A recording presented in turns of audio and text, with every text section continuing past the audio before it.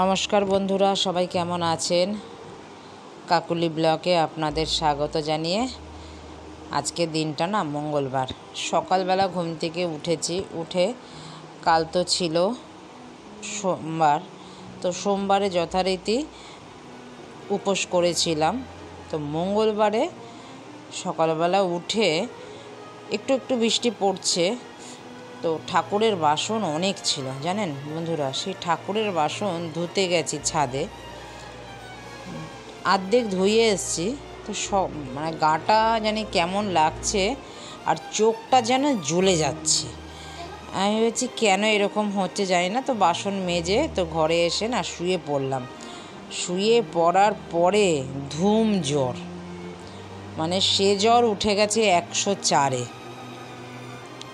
এতটাই জ্বর বলে বোঝাতে পারবো না যে কী ধরনের। গা হাত পা যে ব্যথা আর চোখ যেন খুলতে পারছি না আমি, এত জ্বালা করছিল। তো যথারীতি সঙ্গেই আপনাদের দাদা ওষুধ খাইয়ে দিল, মাথায় জল ঢাললো, আর এতটাই কাঁপানি দিয়ে শীত করছিল, সে বেড কাভারেও যেন শীত মানছিল না আমার। তো কি করব এবার? আমাদের তো কম্বল জানেন বন্ধুরা, কলকাতায় যারা থাকেন কম্বল তো সব, কলকাতায় তো সেরকম শীত পড়ে না। তো মার্চ মাস না আসতেই কিন্তু আমরা কম্বল গুছিয়ে রেখে দিই, কম্বল আর দরকার পড়ে না। আমাদের তো কলকাতায় 3 মাস শীত হয়, তাও তো খুব একটা শীত পড়ে না জানেন। তো লাস্টে একটা কম্বল হাতের সামনে ছিল, সেটাও একটা পাতলা কম্বল, সেটাকে গায়ে দিয়েই একটুখানি শীত মানালাম। প্রচণ্ড এত শীত করছে, মনে হচ্ছে আমি কোন বরফের দেশে আছি জানেন, এত শীত করছিল আমার।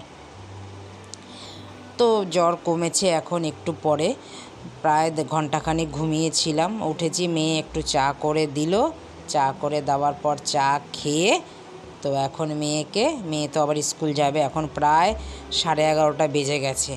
তো মেয়েকে দিয়ে দিলাম ভাত, ডিম সেদ্ধ আর বাটার। আমি এবার 2 পিস পাউরুটি সেকে নিচ্ছি, সেটাকে খাবো। একটা ডিম সিদ্ধ আমার জন্যও দিয়েছি, আর বাটার দিয়ে ব্রেডটা খেয়ে তারপরে আবার রান্না করব। মেয়েটা আবার এসে খাবে, তো আপনাদের দাদা দিয়ে চলে আসবে বলেছে, তারপরে আপনাদের দাদা খেয়ে তারপরে যাবে দোকানে। আজকে একটু দেরি করেই যাবে, আমার জন্যই দেরি হয়ে গেল তার দোকানে যাওয়া।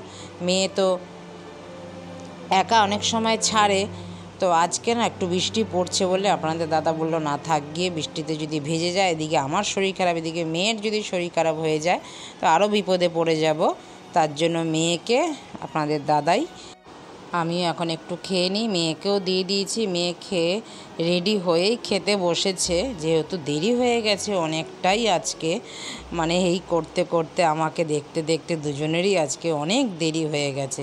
তো আমি একটু ব্রেডের মধ্যে বাটার লাগিয়ে নিচ্ছি, একটু খাবো, একটু গোলমরিচ দেব, একটু নুন দেব, দিয়ে খাবো।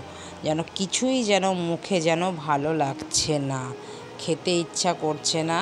তো মেয়ের বকা খেয়েই খেতে হচ্ছে, সুস্থ হতে হবে তাড়াতাড়ি। হ্যাঁ, সুস্থ না হলে বন্ধুরা কি করে কাজ করব বলুন? মেয়েকেই বা কে দেখবে, আর আপনাদের দাদাকেই বা কে দেখবে আমি যদি সুস্থ না থাকি? আমাকে যেইভাবেই হোক সুস্থ থাকতেই হবে এদের দুজনের জন্য। তো চলুন খাওয়া দাওয়া করলাম, মেয়েও খাওয়া কমপ্লিট হয়ে যাচ্ছে আস্তে আস্তে। তো মেয়ে এখনই দাদা নিয়ে চলে যাবে। দাদা খেলো না, দাদা একটু পাউরুটি খেলো আর একটু চা খেলো, আর কিচ্ছু খেলো না, বলে এসে খাচ্ছি। দাদা আবার একটু বেশি টেনশন করে জানেন। তো চলুন এখন চান টান করে চলে এসেছি আবারও রান্নাঘরে। আজকে রান্না করব চিকেন আর টকের ডাল, খুব করে টক ডাল করব, যেন একদম টক, সেই রকম বাঘা টকের আজকে ডাল করব। তো ভাত আমার হয়ে গেছে, এবার ডাল এখন সাঁতলে নেব। ডাল তো ফুটে গেছে, এবার ডাল যেমনি সাঁতলে নিলাম। কি দিয়ে জানেন? সেই যে অসময়ের সাথী আমশি, আমরা আমের ফলি বলি, ফলি দিয়ে বেশ টক হবে ডালটা, মুখটা যদি স্বাদ আনা হয় ভালোই লাগে। আমার মাও দেখতাম এরকম আমশি দিয়ে ডাল করতো, খুব ভালো লাগতো খেতে। তো এখনও করে, আমাদের খুব টক খেতে ভালো লাগে আমাদের, তো তার জন্য একটু টক বেশি করেই করলাম। রান্নাটা করে ফেলি, আবার কখন যদি জ্বর চলে আসে, আবার যদি না করতে পারি রান্না, মেয়েটা এসে খাবে কি, 5:30 6টা বেজে যাবে। তো তার জন্যই আজকে না একদম ডাল আর চিকেন, আর কিচ্ছু করব না। তো চিকেন একটুখানি ভিন্ন ধরনেরই করলাম। আমি সাহা জিরে, সাহা মরিচ, গোটা এলাচ বড় যেটা একটা নিয়েছি, শুকনো লঙ্কা, তেজপাতা, দারচিনি, লবঙ্গ, ছোটো এলাচ দিয়ে তারপরে পেঁয়াজগুলো দিয়ে দিলাম। পেঁয়াজগুলো একটু ভাজা ভাজা হতে থাকুক। এখন মাংস ধুয়ে আমি জল ঝরাতে রেখে দিয়েছি। পেঁয়াজটা ভাজা ভাজা হওয়ার পর মাংসগুলো আমি দিয়ে দিলাম। আজকে মাংসটা একদম কষা কষা করব। একটু ঝালও বেশি দেব, যেন একটু ভালো লাগে মুখে খেতে। তা সেরকম আবার ঝাল দেব না, মেয়েটা তো খেতে পারবে না বেশি ঝাল দিলে। গোটা কিছু লঙ্কা দিয়ে দেব পরে। তো এবার ভালো করে নেড়ে নিচ্ছি। নিচ থেকে নাড়লে লেগে যাবে না, পুড়েও যাবে না। তো নিচ থেকে নেড়ে নেড়ে একটু যতক্ষণ মাংসটা একটুখানি একটু ভাজা ভাজা যতক্ষণ হবে ততক্ষণই নাড়ব। আর ঢেকে দিয়েছি, ঢেকে দিলে একটু জলটাও ছাড়বে। এবার দিয়ে দিচ্ছি স্বাদ অনুযায়ী নুন। নুনটা দেওয়া মাত্রই কিন্তু মাংসে জল ছাড়বে।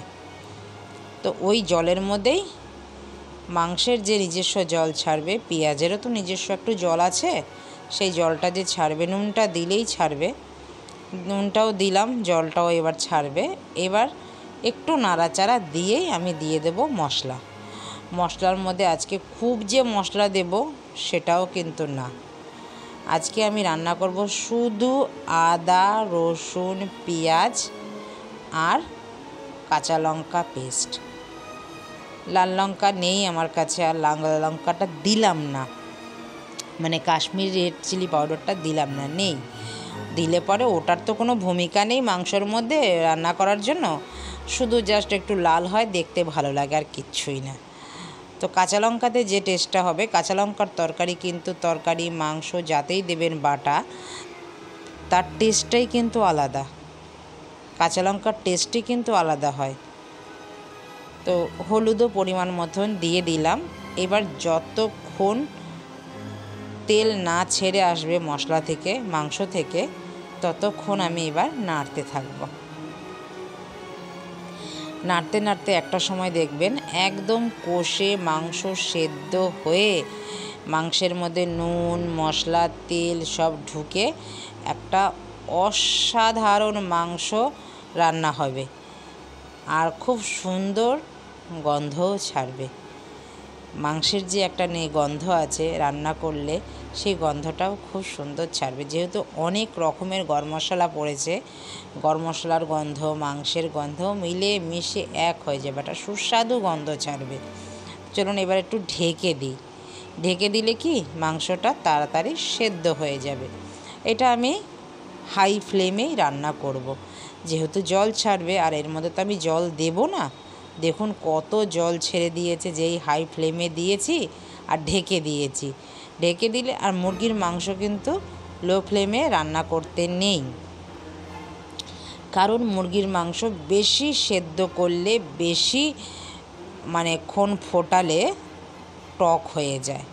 মুরগির মাংস তো এমনি নরম থাকে, বেশিক্ষণ ফোটাতে লাগেও না, আর রান্না করতেও কিন্তু বেশি সময় লাগে না। 10 থেকে 15 মিনিটের মধ্যে মুরগির মাংস কিন্তু রান্না করে রেডি হয়ে যায়, জানেন। তো চলুন, আমি যতক্ষণ তেল না বেরোয় ততক্ষণ কিন্তু আমি নাড়ব। মাঝে মাঝে একটু নেড়ে দিলাম। বাকি ঘরের কাজ, সকাল থেকে তো কাজ করতে পারিনি, শুধু বাসন মেজেই তো শুয়ে পড়েছি, ঠাকুরের বাসন মেজে। তারপরে আস্তে আস্তে মেয়ে স্কুলে গেল, দাদা আসলো, দাদাকে খেতে দিলাম, টিফিনটা দিলাম, খেলো। খেয়ে একটু আমি আবারও চা খেলাম একটুখানি, দাদা চা বানালো, আমি আবারও একটু চা খেলাম। চাটাও যেন খেতে ভালো লাগছিল না তখন, এত চা খেতে আমি ভালোবাসি, তখন চাটাও যেন আমার কাছে বিষ লাগছিল, যেন ভালো লাগছিল না। চা খেয়ে এখন বেশ ভালো শরীরটা লাগছে, তার জন্যই তো কাজ করতে পারছি বন্ধুরা বলুন। তো ভালো থাকলে কাজ করতে ভালোই লাগে, আর খারাপ থাকলে তো ব্যাস শুয়েই থাকবো। তো চলুন, একদম কিন্তু আমার মাংস হয়ে গেছে দেখুন। এবার মাংসটাকে নামিয়ে নেব।